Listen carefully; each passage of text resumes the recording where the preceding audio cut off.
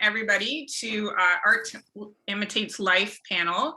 I'm going to go around and have everybody sort of introduce themselves and talk about the book that either just recently come out or is coming out momentarily.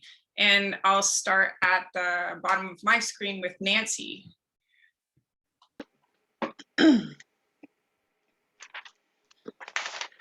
Okay, my name is Nancy Wheelton. I live in Canada and I like to write books.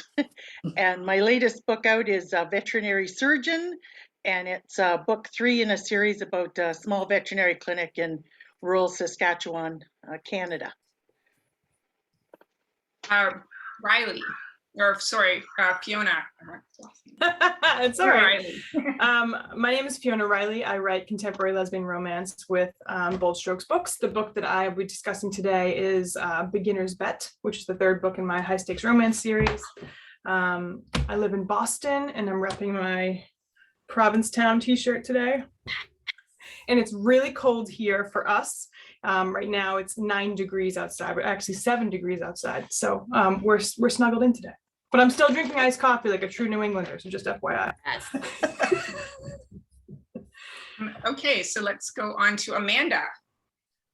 Thank you, CJ. I'm Amanda Radley. I've written very nearly 25 sapphic fiction novels, usually romantic, often romantic comedy with strong focus on characters and dialogue. My most recent release was Humbug, a Christmas book, but still relevant for now. It's fine. It's cold enough where Fiona is. And on the 1st of February, my next novel, Reading Her, will be available. Great. And Kimberly. Hey, I'm Kimberly Cooper Griffin, and this is my most recent release. It came out in October.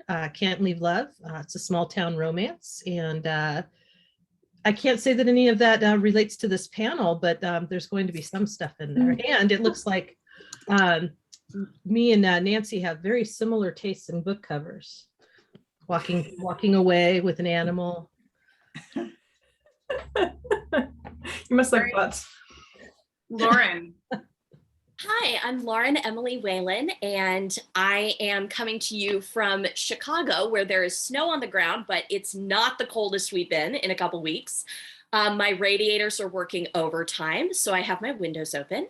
I am the author of Two Winters, which is a queer YA reimagining of Shakespeare's play The Winter's Tale.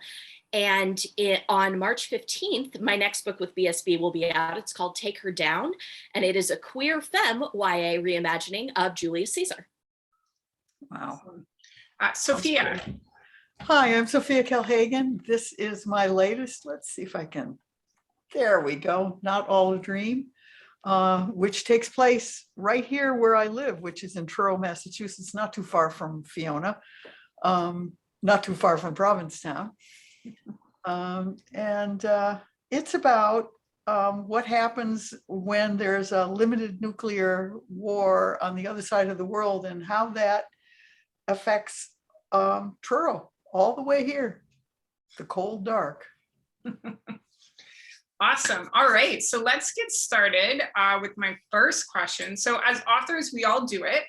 We steal from real life and rework it into fiction. How much of your books mirror your real life, and how so? Like backstories, character traits, situations. Let's go the reverse and start with Sophia this time. Well, this latest book, Not All a Dream, is very much like my life, except of course that there hasn't been a limited nuclear engagement on the other side of the world. And it's pretty cold here today, as Fiona will attest, but not as cold as it gets in this story. And it's really about what happens. I'm in my 70s now, and I'm looking at what ultimately is the last chapter. And I imagined, I've been in a relationship for a very long time, and I decided I wanted to think about what life would be like if something happened and I wasn't in a relationship anymore. And that's what this book explores.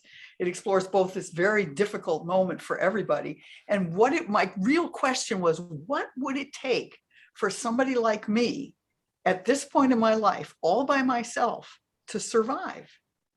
And that's the story. It's a survival story. And in fact, she does survive. What she chooses to do upon surviving is another matter, and I'm not going to talk about that.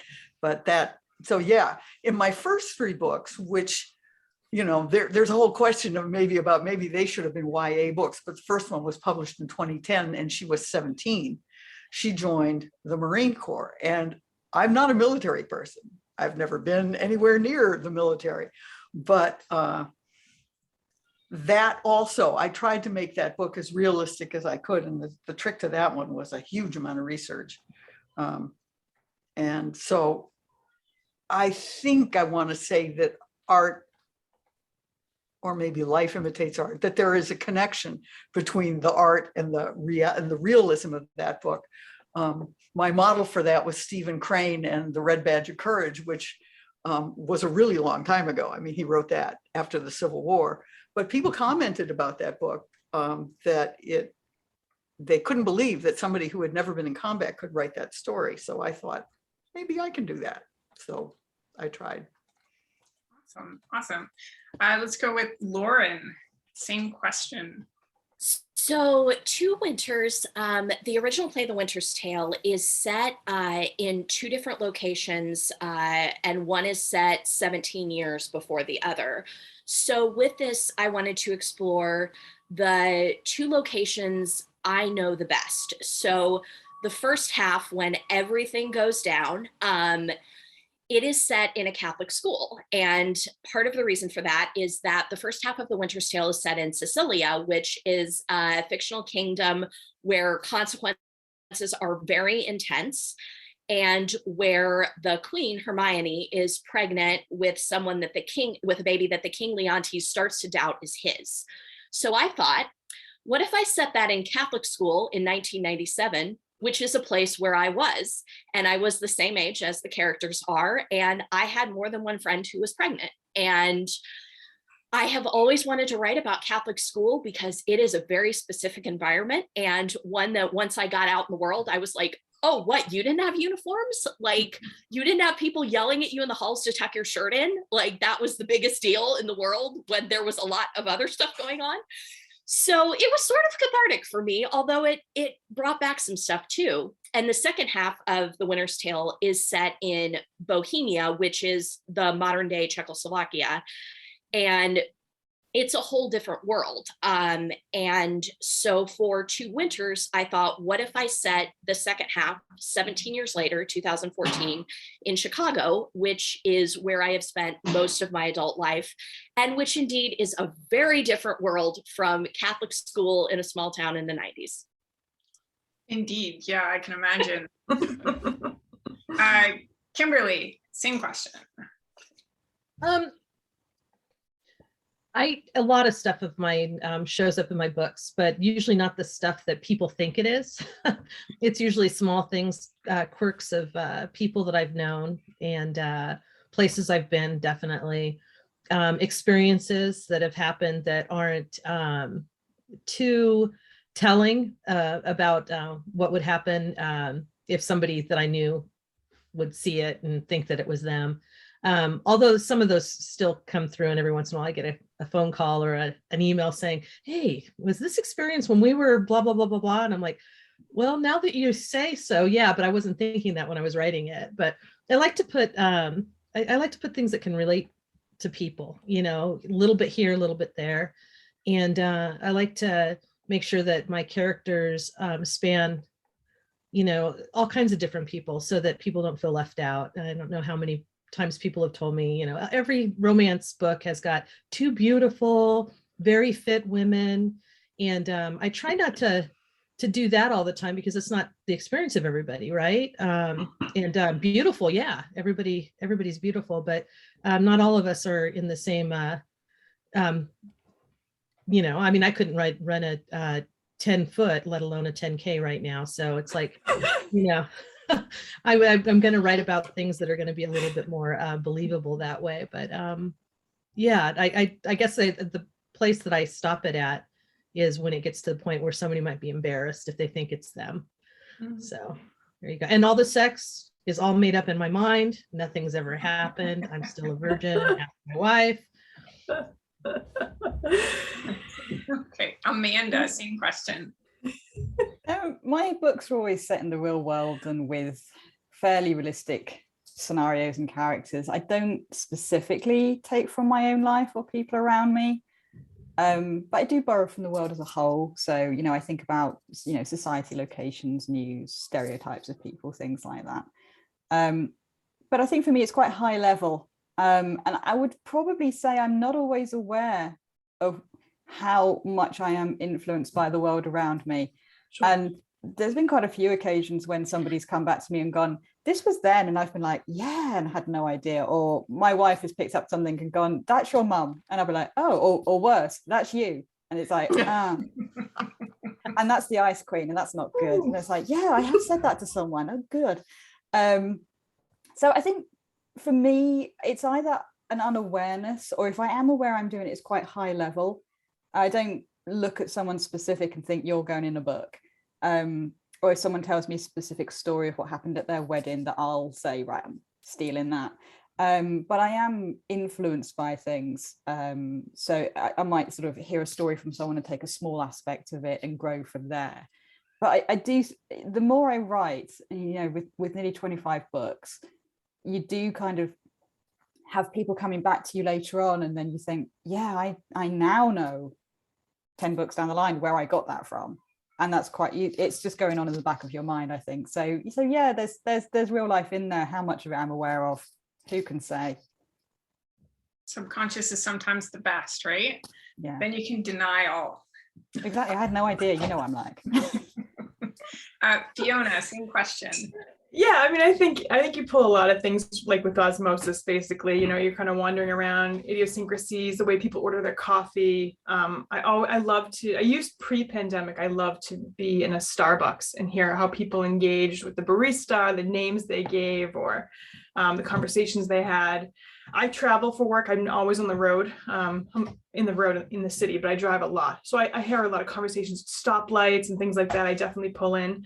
You know, for me, for this particular book, Beginner's Bet, is the third book in a series, and the main character is in her 40s and she's trying to have a family. So in direct correlation to what's happening in my life is I've had cancer 3 times. So when my wife and I decided to have a family, it was a long process. So I drew back from my own experience of going through fertility treatments and looking for donors, a sperm donor, and all that stuff, the kind of stuff that happens from a real life experiences I did pull from my own life. So I have a lot of commonalities with Ellison and her story and trying to find a family. You know, she's single and has been waiting for someone to have a family with, and has decided now, I'm going to have a baby. I'm going to try to have a baby. And of course, as soon as that process starts, she meets someone. And then it's like stopping the train, right? You take all this time to prepare to have this child. You committed, you waited your whole life. You've prepared this career. You're going to take a break, and then you meet someone. And then what do? Do you stop the wheels once they're in motion, or and try this romantic relationship with someone who's younger, or do you just keep pushing the train forward? And for her time, she feels like her time is running out. And I think for me, I had a lot of that same feeling I could draw from that in my own life. So I take things from outside for sure. This particular story, I had a lot of personal experience with, because I have a young family. I have a really beautiful 8-month-old girl that was born when this was being printed. And I have 2 big girls now. I have a 4 and a 2-year-old. So I have a wonderful life that came from personal experiences I did put in this book. And that's probably the most one-on-one I've had with sharing my personal experiences in the story. This is my 9th book. So this one definitely is the most close to home. Nice. Nancy, same question. Well, in my series, they take place in a veterinary clinic in rural Saskatchewan, and I have been a veterinarian for over 20 years, and I used to practice in Saskatchewan. So I picture the small community and the clinic and the people I worked with and the clients I had, and a lot of that gets worked into it. And I guess, well, specifically in book 1, Veterinary Partner, Lauren's cats were my cats. I gave her cats my cats personalities at the time, because I thought that would be kind of fun, and I could relate to that. And A lot of the stories I use are stories from real life, and when I was in practice, and animals I came across and situations. So maybe not so much the characters, but certainly a lot of the setting and stuff like that is from real life. Amazing. We're going to actually hop into a question from viewers. Claire asks, are you ever afraid of showing deeply personal things in stories? In your stories, do you feel vulnerable writing from life as inspiration? And we'll go backwards. So Nancy. Deeply personal things. Probably, I can think of one situation where maybe I started writing and I delved into some personal stuff, and then I think I kind of skimmed some of that out. I thought it was maybe just a bit too much for a romance novel. Certainly there's situations with animals and that some are unpleasant, and yeah, I don't put those in. Those don't belong in a happy romance story. Yeah. Fiona.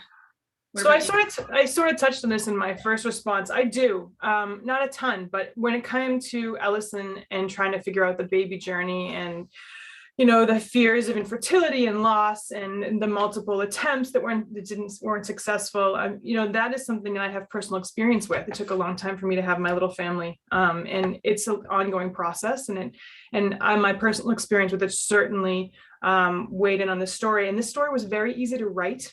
I think it was a very catharsis part of me, was able to write the parts, and luckily I've had a happy ever after in that regard. And you know, maybe Ellison does, you should probably read the book. But so I did reach back into some of my own discomfort and pain and my own experiences. I find that my experiences with being sick have helped me put myself in a different position. So I'm able to dig deeper into certain emotions and feelings that I think prior to my sickness I hadn't. So I definitely reached back into my own life to try to really flesh out my characters and give them the experience of the real world, which is hard. The real world is hard, and it's painful sometimes, and it's sad, and it's scary. And, you know, we live in a scary time right now. There's not a lot of answers about what's going on. We're all sort of locked in different stages. And I think being able to bring some of that into romance is important, because it makes it more realistic, and it brings a realism to life, while also giving the people a chance to still escape, but know that we're addressing topics that aren't necessary to be discussed. You know, I know that when my girls are bigger, they're going to read these books, and I want them to see real relationships and real communication and real struggles on the page. And I want them to have a happy ending, and I want them to see that it's also possible. But I do bring a little bit of my real life into it, or at least my own personal experiences. But I think that really fleshes out your characters better. And I think that brings the story, you know, full circle. It's true. Amanda, so you said that you don't personally knowingly take from real life, but in future stories, do you feel like you would ever pull from your life something personal? Yeah, possibly. I think with me, maybe it's more character driven. I've written a few books where characters are autistic, and I'm on the spectrum as well. And that's been quite difficult to do, because everyone's experience of autism is different. And there's a difference between saying I'm writing an autistic character and I'm writing an autistic character as someone who is autistic, because that changes, and that has changed the way some people have spoken to me after, which I sort of should have expected. But some people going, oh, you're not going to understand that because you're autistic, and I think autism is black and white like this. And that was a really sort of like, wow, okay, didn't think that was going to happen, but it did. And yeah, I'd say when I started writing, my very, very first character, my first book, which BSB re-released last year, which was called Flight, has an autistic character in it. But that character, funnily enough, being autistic, says, well, what's the point in me going through a process of actually being diagnosed with autism? I am the way I am. Nothing's going to change. What's the point in having a label to put on it? And I think a lot of that was me back then. Sort of that's how I interpreted that sort of scenario. And then as I've written autistic characters since then, some of them have gone through a diagnosis and some of them have not. So I think, yeah, there's a sort of, when I put that kind of element of my personality into it, I'm very aware that I'm speaking on behalf of an incredibly wide subset of people with that diagnosis, and our experiences are all different. And I know that some people view that as a sort of blueprint. Oh, this is what an autistic person is like, and this is how I deal with them, this is how I talk to them, and these are the things, the struggles that they have. And it's a lot of responsibility. So yeah, I do continue to write autistic characters because I think it's important that there is that visibility, but I also feel that it's difficult because my experience it's a focus group of one, and there's a lot to kind of try and get across to people. So yeah, it is something I do pull sort of part from my personality, but that's more character driven than actual plot. But it's nice to have that. Everybody needs to be seen, and there's probably people who read your book and like, yes, yeah. Yeah, and I have had messages from people, and that's been so nice and affirming when people have said, people have sent me messages saying like, I've never seen myself in a book, or this person is absolutely me. And I've also had people say, oh, this is my son or my daughter or my sister or whatever. You know, they've actually gone, oh, I can actually see them now and I can understand them better. And that's really heartening to see that. Awesome. And Kimberly, what about you? Do you use personal stories that are, and do you shy away from going too personal? I'll say sometimes I do. Like Fiona, I've had I've had cancer. I had breast cancer about 6 years ago, and there's been a few times where I've wanted to put that into a book, and couldn't do it. You know, just felt like it was too. It felt like I was bringing the vibe down too much, you know, that kind of thing. And I write romances, so it's like, and I know you can put hard stuff in books. However, my first book that I published with Bold Strokes, No Experience Required, is about a woman who's in her 40s with bipolar disorder, and it's a pretty intense diagnosis and an intense experience for people. I do not have bipolar, but several people in my family do, and one of my daughters does. And the whole book was inspired by the fact that my at that time 24-year-old daughter was she was thinking that her life was over, that the medications that she had to take and she couldn't get off of were going to prevent her from ever having children, which she's always wanted 20 kids. And she thought that she was terrified of me dying because of my cancer diagnosis a long time ago. And she was worried that she wouldn't have somebody to take care of her. And all these fears that were coming through from her, and this is all from a new diagnosis, were things that I put into the book at a very high detail level, because this woman is now in her 40s, and I wanted my daughter to see somebody who could be successful, who was worthy of having love.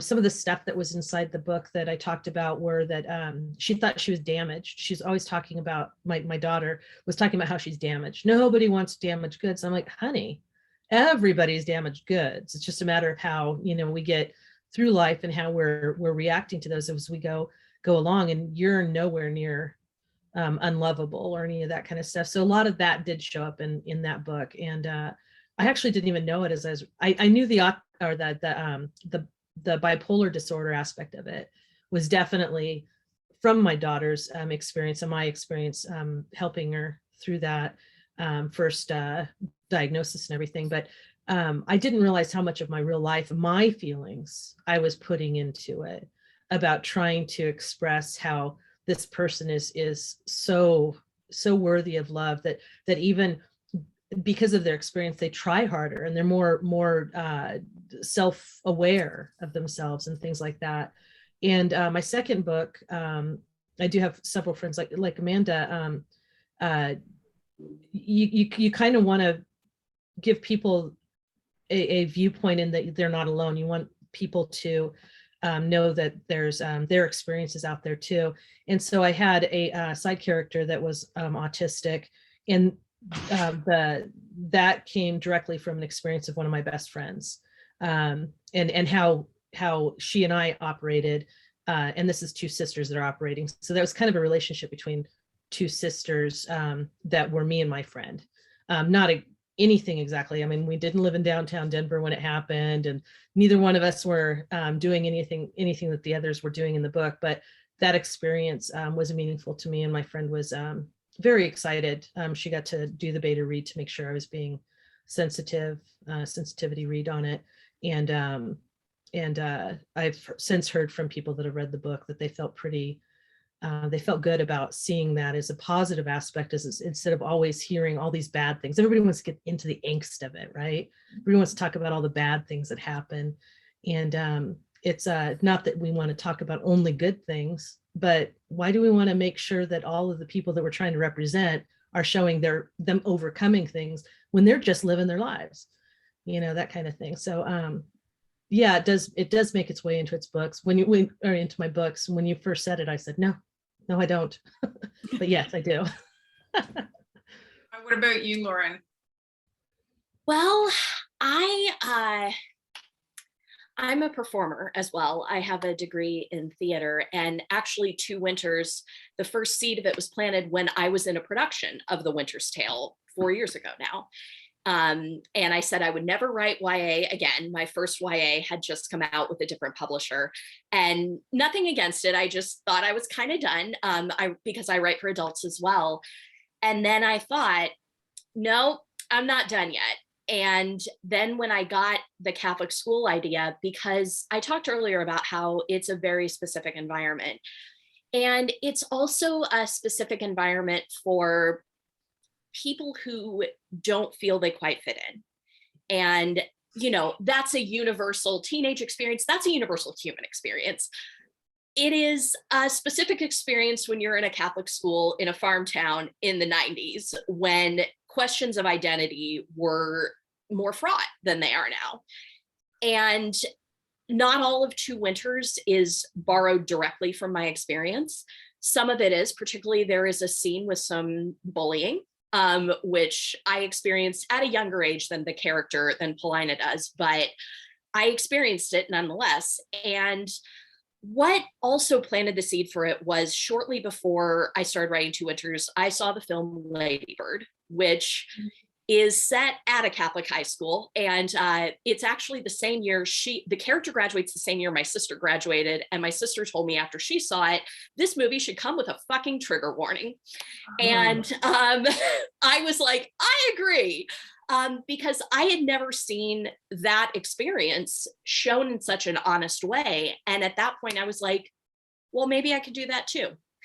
And it's the same with the Chicago half of the book, where I am around an entirely different group of people than the group of people I was in school with, basically from kindergarten to senior year. And a lot of the, I'm in the performance scene in Chicago. There's some of that in the second half. So there's not a lot of direct, this exact thing happened to me, but there's a lot of, this is how I felt and how I reacted to the environment that I was in for my entire childhood until I moved to Chicago at age 18 to start college. And, I joked last night in the panel I was in, my writing wasn't that great until I learned to go deep. Sorry for the double entendre. I do also write for adults, but yeah, it's deep and it's vulnerable and it's scary, but I've had people come to me and say, this made me cry, or for the Chicago parts, like, this feels like home, the way you've described Chicago. And, I can look at that and I can be satisfied with my work. Amazing. It is powerful to be able to go deep as authors. No double entendre.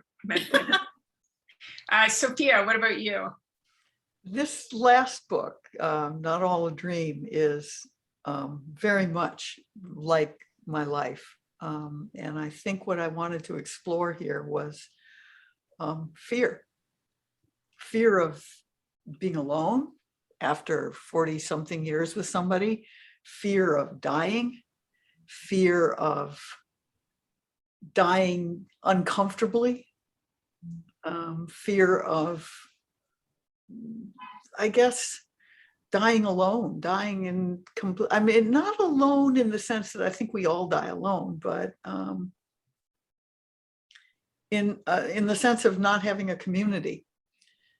Because in this story, community is just eviscerated. And this character, not unlike myself, is pretty solitary anyway. So yeah, this more certainly than the first three books, which were a real character. The first three books really explored this young woman's character, but very much not my character.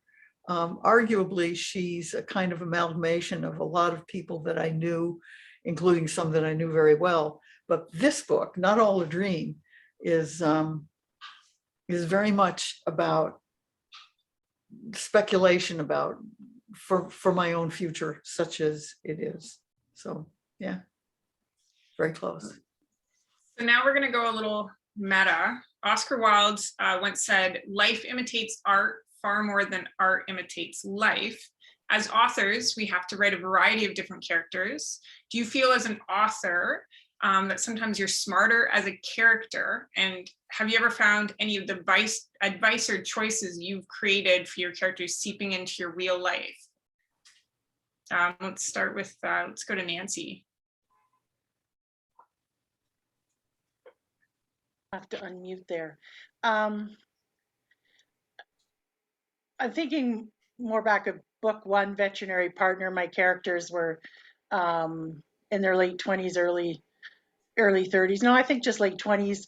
And I think they're a lot smarter about relationships than I was then. And I think sometimes when I write the book, I was like, oh, I wish I'd done that better. So I'll make my character do it better. You know, that's really what strikes me. So yeah, I think they're smarter about people and relationships. Although you know, everybody does have their issues. You can't leave that out, or they wouldn't be a well-rounded character.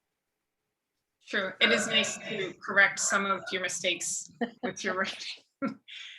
Fiona, what about you? You know, I think that I'm older and wiser than I was. I've been with my wife since I was 19, so we've been together a long time. But I will say that 25-year-old me versus new mom me or young mom me is a very different person. I think I handle things a little bit better. I think my reaction to things is a little less dramatic or explosive because I've had, you know, a baby have a big explosion on me. So there's a totally different experience when you spill coffee on yourself versus when, you know, someone throws up on your lap. So it's just, you know, you just sort of take those things in stride. I will say that I think the fights that I have between my characters later on, since my first book to my ninth book, I feel like they're a little bit more mature. There's definitely no, you didn't text me back, we broke up, or whatever nonsense that happens when you're younger and, you know, full of hormones or whatever. So in that regard, I think that's a little different. In that part, I think I've grown as a person and as a writer, and I think that comes with maturity. But unfortunate, I mean, like, you know, I hope to be in Sophia's position. I want to be in this long-term forever relationship. So, you know, I'm lucky and I hope to drag all my characters into that. So I work really hard to make sure they communicate as well as possible so that, you know, they get a happy ever after, not just a happy for now. Most of the time, that's the plan. What about you, Amanda? Yeah, similar to Fiona, really. I can see in my books as I've changed as a person that, you know, the arguments people have and the conflicts I put in their way and the things that are important to them change a little bit. I think the really good thing about writing a book is it's quite cathartic if you are ever writing about a similar situation that's happened. Like, we've all had that universal experience where you have an argument with someone, you walk away, and then like an hour or even 3 days later you go, should have said that. When you're writing a book, you can do that and you can really craft those arguments. So the next time that comes up, you're ready because you've been writing that scene for a month. Like, there's no way you're going to lose that argument when that comes back up, and you just bide your time. So I think, oh, is that just me? No, I think it's one of those things where you can look at these situations and then process it in a different way, in a much sort of, you know, more structured way, because some of these things that you're going to write about that you're, you know, it's affected you emotionally, so you've decided to put it in a book. It's an important point in a character journey, or it's a conversation. You sit down and you think about it with a lot more depth than when it actually may have happened to you or someone you know. So it gives you time to work through it and have that sort of cathartic feel about that entire situation. And I think that's good for us. I think, you know, I come out of every book feeling like if I'd gone into that book saying these are the scenarios I'm going to encounter, I'd encounter them this way, I'd react this way.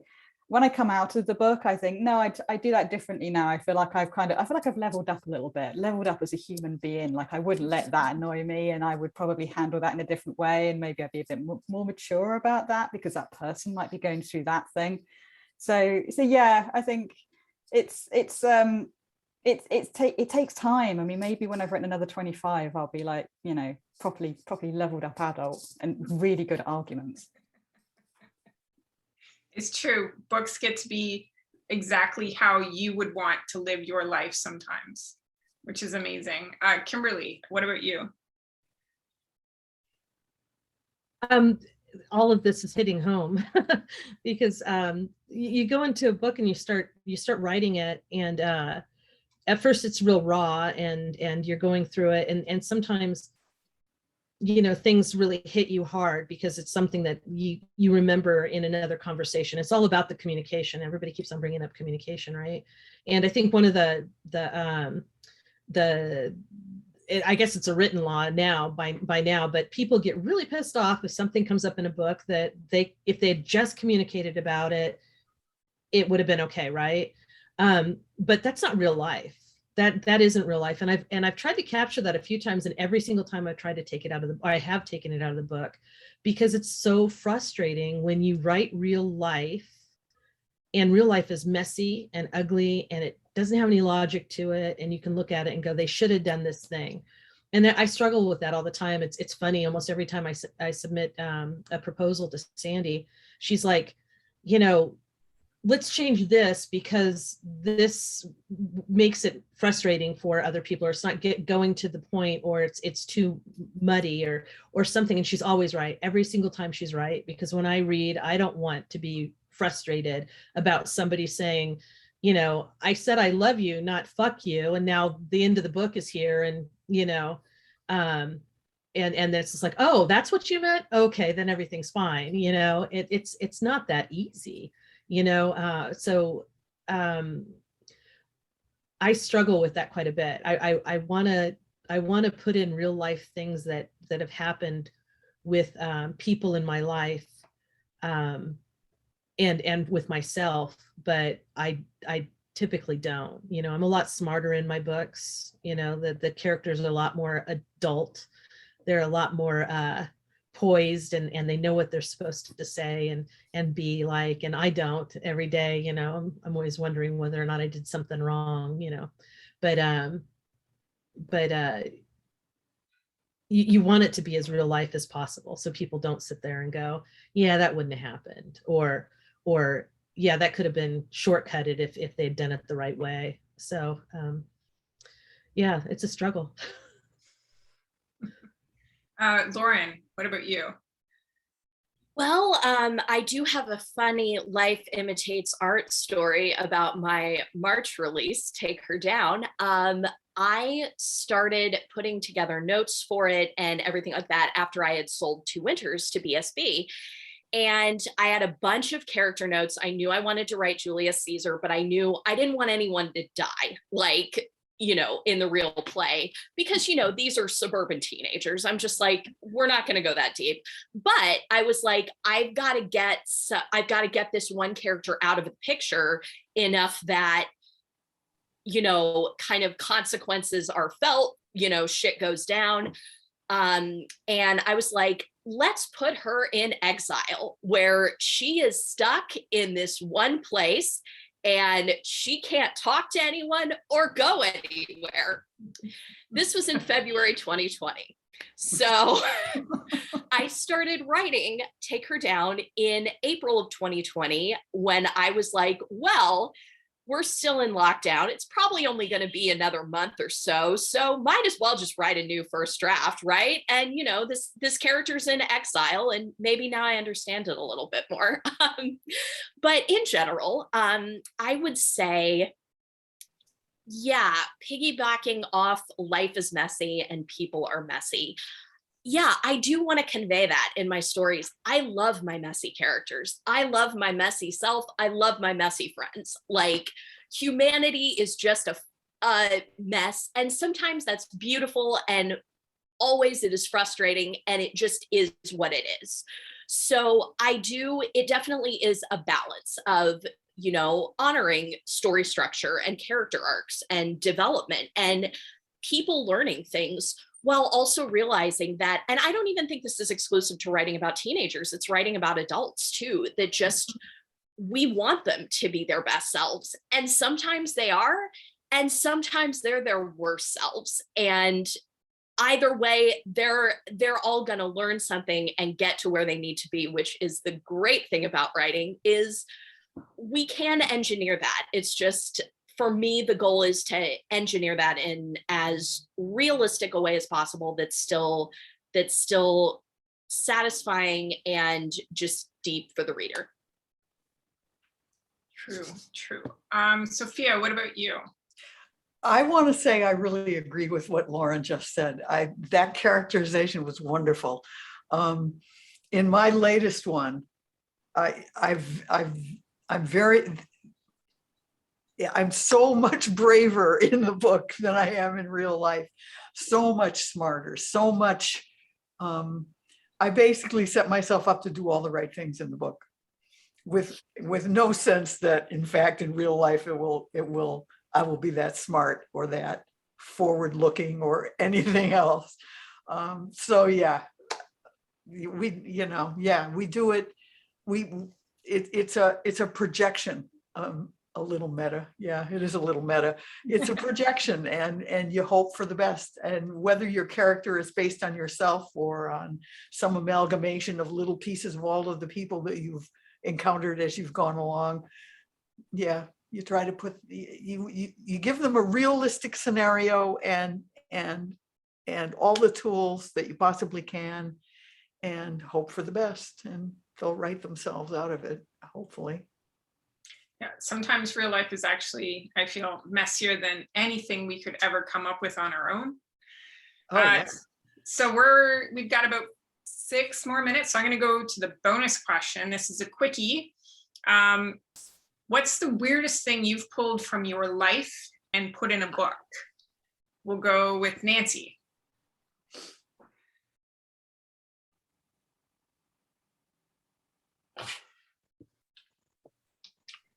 Unmute there.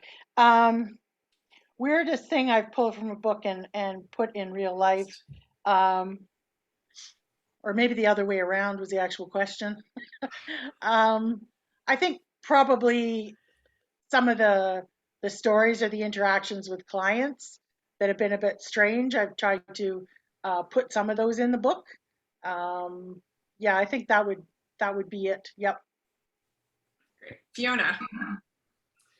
Oh, I'm really thinking about this one. I love research, and I love hands-on research. Take that as you will. So I have done a lot of, for the third book in the Match series, I spent a lot of time glass blowing, and there was a lot of discussions about glory holes and things like that. That's an actual term in glass blowing. And if you're from New England, there's a lot of glass blowing around here. We have a lot of glass blowing and artisan work here. And I'm in the process of researching some artisan work for this new book that's coming out. It's actually about a great white shark researcher and an artist on the Cape. So I'm doing a lot of local artistry work, but for me, I like to try things to see how they go. And then I try to bring that back in.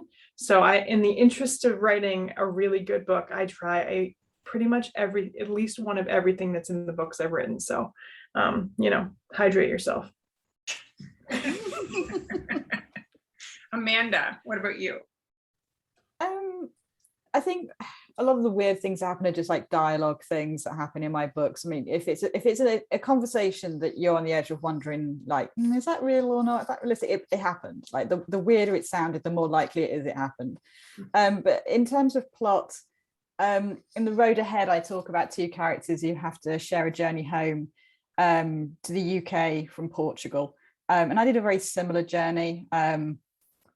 Basically, I lived in Spain for 1 day shy of a year, because I could have made the full year, but just as a sort of like two fingers up to a country I didn't particularly enjoy. I left one day before. And I drove home, and I drove home through all of Spain, all of France, and across the Channel and into the UK, just in time for Sunday dinner at my mum's. So it's the most British thing you could do.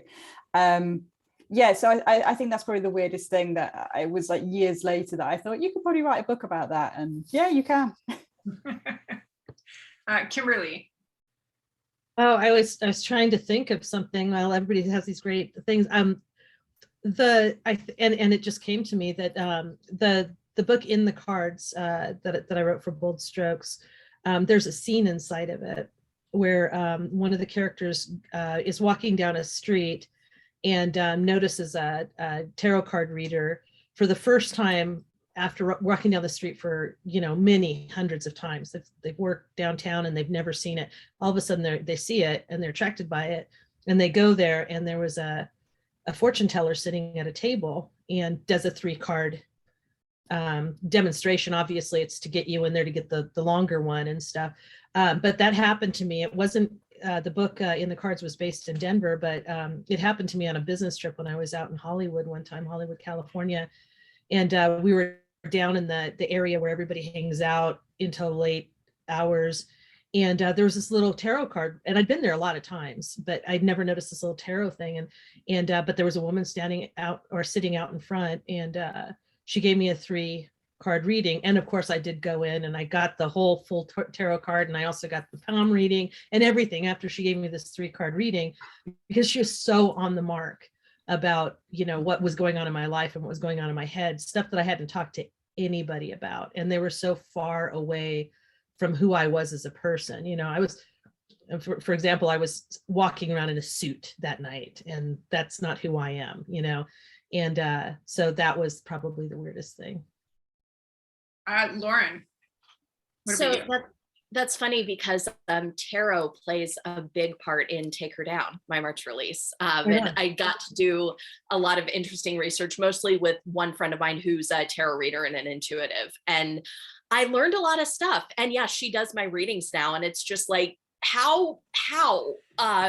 So yeah, that's interesting. But for my book, Two Winters, in the first half, probably the weirdest thing for a non-Catholic to read is I have a school mass described, and mass is the Catholic church service. And when you are in Catholic school, you go at least once a month, if not more.